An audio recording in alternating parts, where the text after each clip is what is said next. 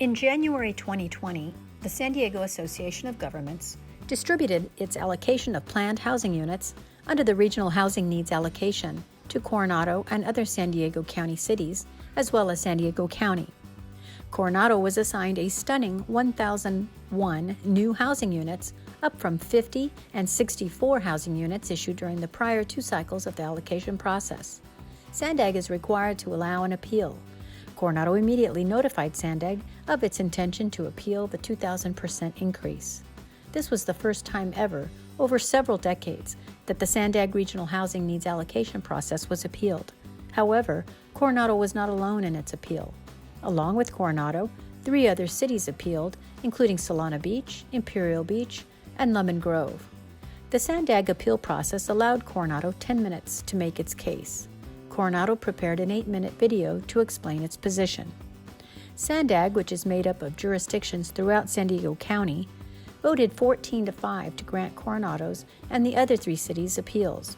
However, due to provisions of state law, adopted only last year, the City of San Diego called for a vote based on the populations of all jurisdictions, and the 5 jurisdictions that voted against Coronado won by 55% of the weighted vote, overturning the previous vote and denying the appeals. Here is Coronado's appeal video. The city of Coronado is one of the region's most unique communities. The small beach town with an island feel is home to just over 24,000 residents and hosts more than 2 million visitors each year who enjoy the pristine beaches, bays, Silver Strand, and iconic landmarks like the Hotel del Coronado. But Coronado's distinctiveness goes beyond these well-known roles. Bound by the Pacific Ocean on the west and San Diego Bay on the east, the island of Coronado's relatively small footprint is shared by nearly a dozen different local, state, and federal jurisdictions, all with restricted land uses. All told, the availability of land under the city's control for new housing units is very small. Here's how that looks visually. This base map of the city of Coronado's city limits shows roughly 15 square miles. That usable size is reduced by about half when you remove the bay and ocean areas. The San Diego Regional Airport Authority restricts development on more than 274 acres of land for their airport safety zones. The Port of San Diego has jurisdiction over 193 acres of land in Coronado. The entire city is within the coastal zone. And of course, the United States of America and the U.S. Navy have control of 2,757 acres. Additionally, the state of California oversees 121 acres of coastline in Coronado, including a designated wildlife preserve zone, all of which is undevelopable land. When we zoom in closer to the densely populated residential core, the areas in bright blue represent city-owned property. The areas in dark blue represent school district property. The areas in yellow represent residential zones. Green represents port property, which cannot be developed with housing. And the red dots represent historic resources. To put it in simpler numerical terms, the city of Coronado's gross area is 15 square miles. This is what RHNA allocations are being based on. However, the city's usable size is reduced to about half of that amount when you consider the bay and ocean areas in that amount. Take into account the naval base, Port of San Diego property, and state parks land. And now, Coronado's total area under direct jurisdiction is roughly 2.2 square miles. But it doesn't end there. Half of that 2.2 square miles is restricted because of the airport's flight zones, plus civic uses, parks, and designated historic properties. That leaves just 1.2 square miles of non-contiguous land for new housing allocations. So in July 2019, when the city of Coronado was mandated to add 1,001 new housing units, the gravity of the RHNA issue came into sharp focus. 1,001 new housing units on just 1.2 square miles of land. It simply isn't feasible. Furthermore, Coronado's allocation is inconsistent when compared to other cities' increases in the region. The San Diego region received a 6% RHNA increase from the previous cycle. Within that amount, the city of Solana Beach was assigned a 258% increase. The city of Lemon Grove, a 440% increase.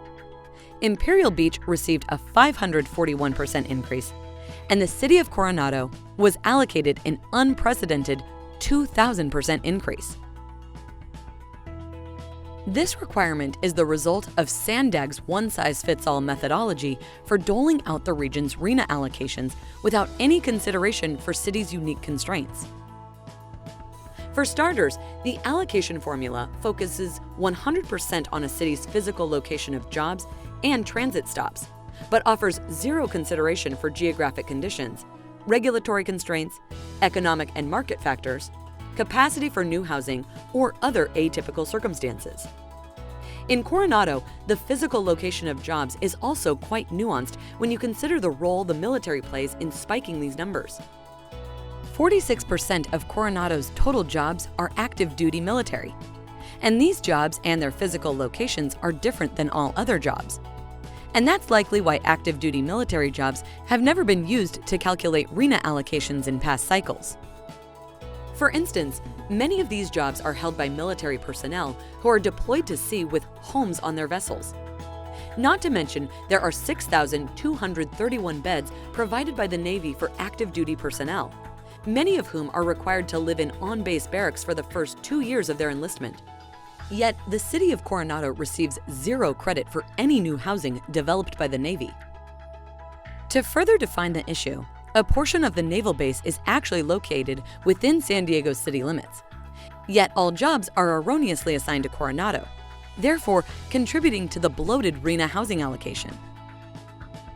Lastly, SANDAG is the only metropolitan planning organization assigning housing requirements for military jobs. The Southern California Association of Governments, the Association of Bay Area of Governments, and the Sacramento Council of Governments all omit this from their calculations. And those are just the complications with the military quotient. The formula also doesn't account for the other half-dozen land use restrictions, which, as described earlier, are complex and constraining for the city of Coronado. And when the 1.2 miles of so-called developable land is examined, you'll find it's already hyperdense, with existing residential lots very small, most ranging from 3,000 to 5,000 square feet, with very few vacant lots. Furthermore, small cities like Coronado, Imperial Beach, and Solana Beach do not have expansive inland areas outside the coastal zone to accommodate RHNA. To make building high-density housing feasible, assembling ownership of several contiguous properties would be required, and then the structures would need to be torn down to facilitate redevelopment. This is an unlikely scenario. Additionally, the economic reality of the allocation amount has not been accounted for. Consider the extremely high land costs in Coronado.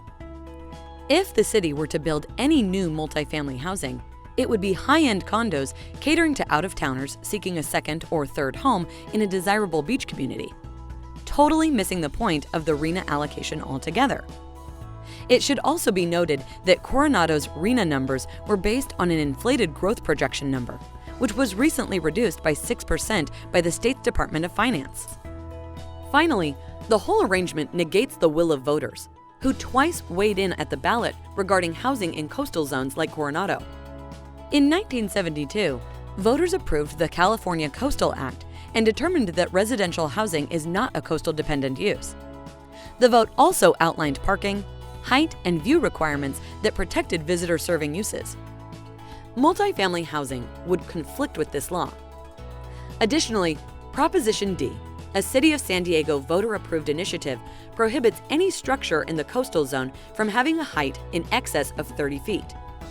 In fact, the city reaffirmed its commitment to the coastal zone 30-foot height limit in 2016. Another reason why this allocation number is not workable. Coronado is not opposed to increased RHNA numbers. The city is ready and willing to do its part. But the allocation must be within reason and must take into account Coronado's unique characteristics. Furthermore, the city is committed to providing affordable housing despite high land costs. It currently offers 181 deed-restricted affordable units and a 35-unit affordable housing project on Orange Avenue, which was just rehabilitated last year. The city's plea is for common sense and equitable allocations, including the ability to work with other cities that have the capacity and desire to grow. Simply put, a one-size-fits-all approach is a housing element death sentence for the city of Coronado. Under this plan, several member agencies are unlikely to obtain certified housing elements, which would lead to loss of state funding and grant opportunities, along with potential fines and costly litigation. We respectfully ask you to reconsider the RHNA allocation numbers for the city of Coronado based on these unique variables within our community.